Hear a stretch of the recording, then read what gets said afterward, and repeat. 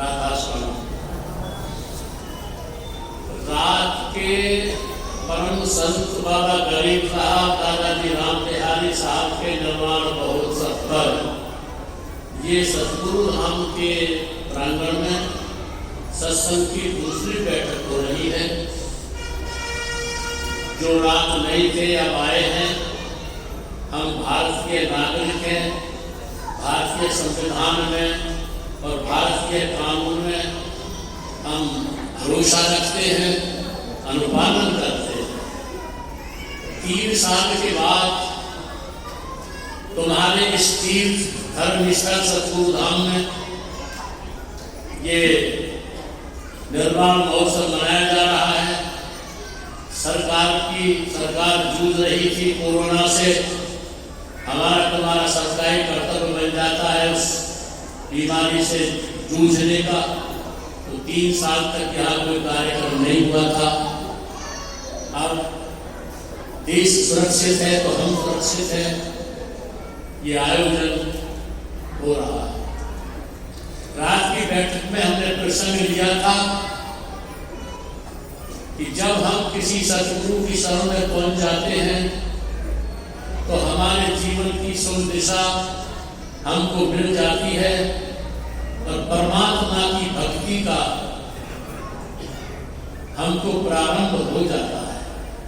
लेकिन जो सतगुरु की भक्ति तक नहीं पहुंचते हैं, देखा देखी परंपरागत या समूहगत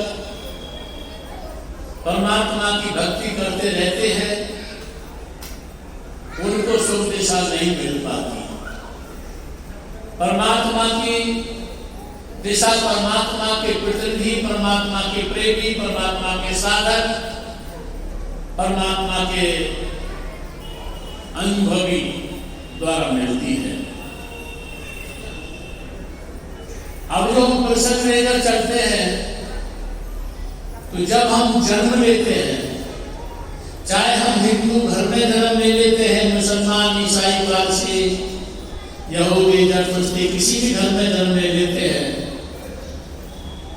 तो उसमें जन्म लेने के बाद हमारे जीवन की कितनी ही घटनाएं, साधनाएं, परंपराएं, मान्यताएं ऐसी होती हैं जो जिन्हें हम बेहोशी में ग्रहण कर लेते हैं। बेहोशी में ग्रहण कर लेने के बाद फिर हमें वो हमसे छूट नहीं पाती। बेहोशी की आदतें नहीं छूट पाती। बेहोशी के जो बेशर्मी स्वभाव बना लेते वो नहीं छूट पाते।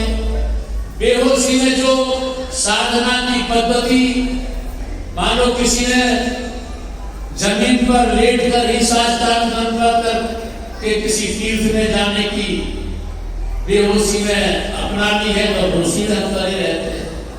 बाहर दौड़ते चले जाते हैं। बाहरी के लिए देवखावे की वेशभूषा में कंठी तिलक की शादी में हम लगे रहते हैं।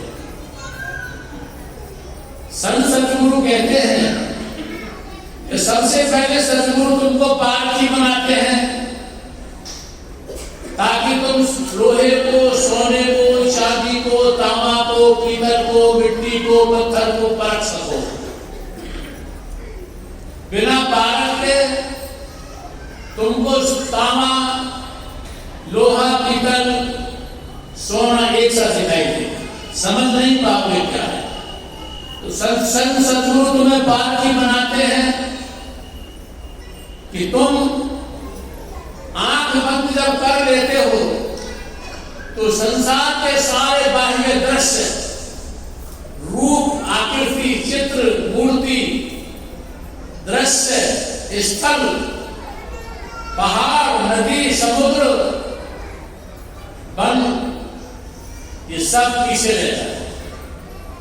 और तुम्हारी आंखें बंद होने के बाद तो तुम्हारी आंखों का अंधेरा होता है। उस अंधेरे को पार करके एक नई दुनिया की शुरुआत हो जाती है। और उस नई दुनिया की शुरुआत के लिए किसी सतगुरु की शरण में जाकर ही तुमको उसकी दिशा मिलती।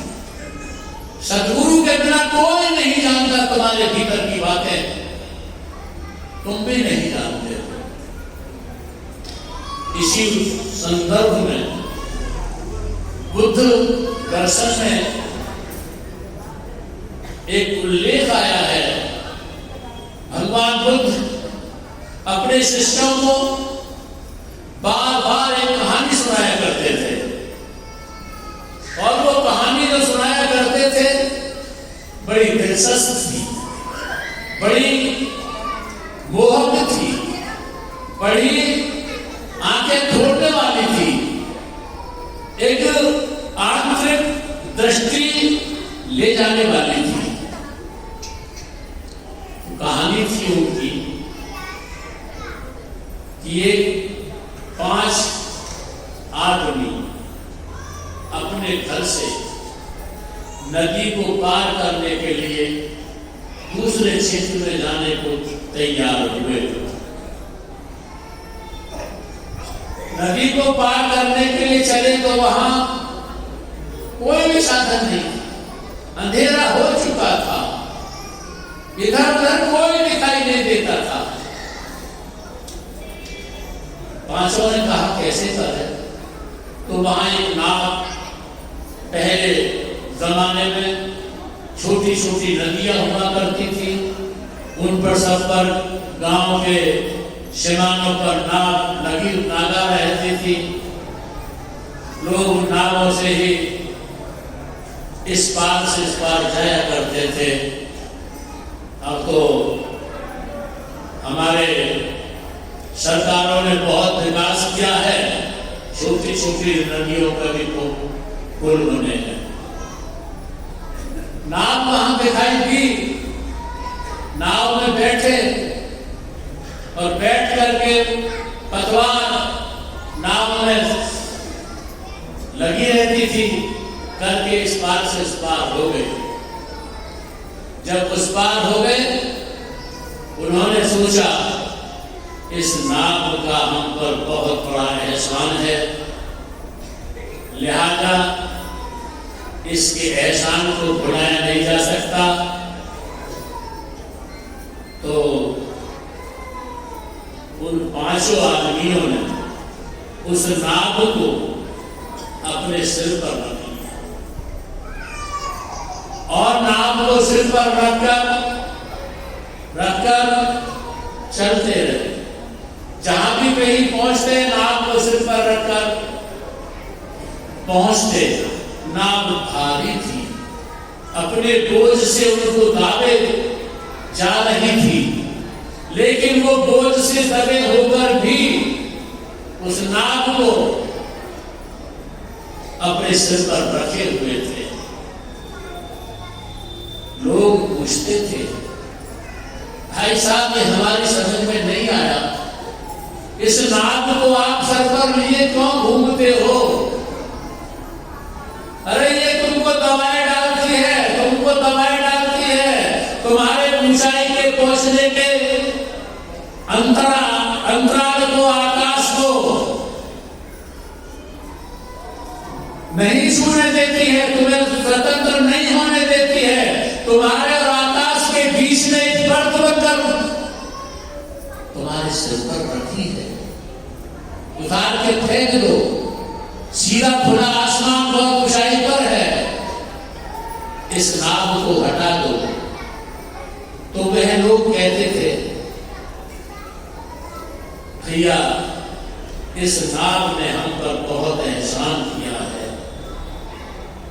अगर ये नाव न होती तो हम उस पार अंधेरे में भयंकर हिंसक जानवर थे, पशु थे, हमको खा जाते, हम सुरक्षित नहीं थे। जन क्या क्या हमारे साथ घटनाएं घटती।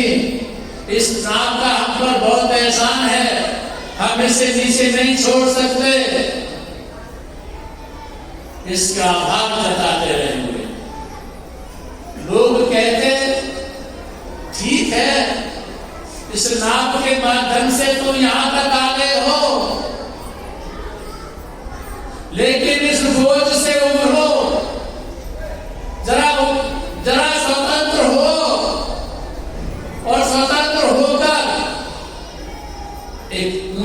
दिशा को पहचान।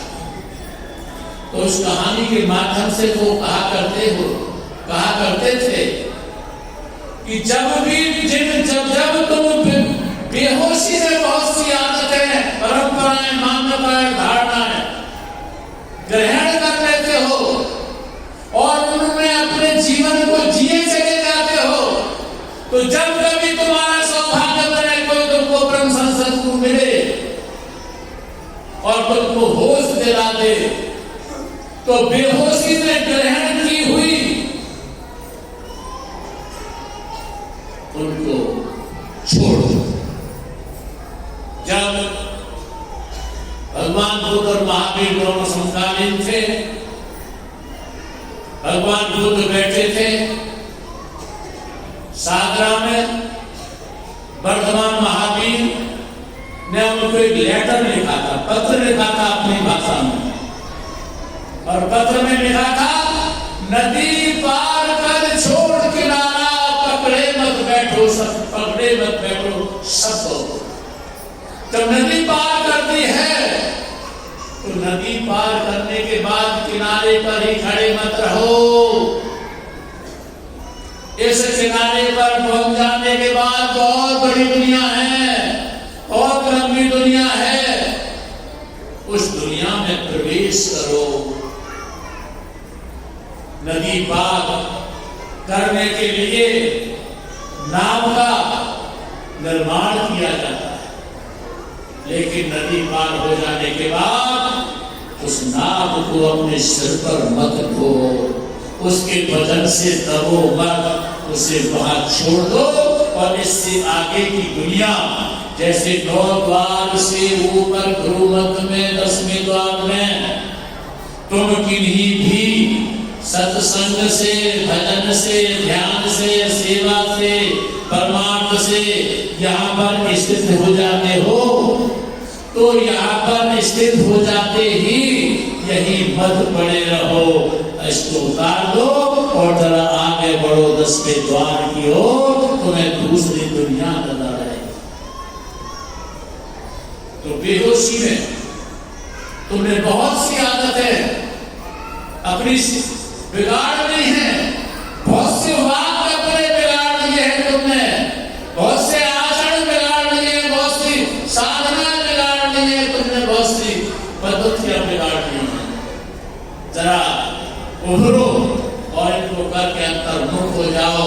और अंतर्मुख होकर जो स्वामी कबीर साहब ने, नानक साहब ने, रविदास जी ने, प्रभु जी ने, नावा जी ने, दरिया जी ने, बुद्ध ने, महावीर ने, जरथुस्त ने, राउस ने, सब ने जो कुछ इशारा किया है कि अपने दीपो भवे, अपने दीपक आप जो दूसरे की आंखों के देखे हुए परमात्माओं पर, लोग दूसरों के कानों के सुने हुए परमात्माओं के महावाक्यों पर मत ठहरो, अपनी आंखें खोलो, भीतर आओ और भीतर अपने प्रकाश को, अपनी आवाज को सुनो, देखो। बस इन्हीं शब्दों के साथ आपसे आग्रह करूंगा, शराब का, नमस्कार, जीवा का, व्यभिचार का सेवन न करें, और किसी महापुरुष की शरण में पहुंच गए हो तो धन्यवाद, सौभाग्यशाली हो, और नहीं पहुंचे हो तो उनकी शरण में पहुंचकर अपने भीतर ही प्रवेश करने के लिए जो भी उपयुक्त वाक्य है, उपयुक्त साधनाएं हैं, उनका प्रयोग करके स्वयं के अनुभवी बने, तभी तुम सच्चे सत्संगी हो, सच्चे गुरुमुखी हो, सच्चे राधा स्वामी हो, सच्चे ब्रह्म समाजी हो, आर्य समाजी हो, कबीरपंथी हो, नानकपंथी हो, सच्चे मुसलमान हो, मोहम्मद साहब के न्याय हो, जीसस क्राइस्ट के न्याय हो, तभी तुम सब महापुरुषों के संबोधन ग्रहण करने वाले बन जाते हो। आपने मेरी बात को भी शांति और प्यार से सुना है, इसके लिए मैं आपका बहुत बहुत आभारी। अंत में आपके अंदर बैठे सभी गुरु मालिक को आभार।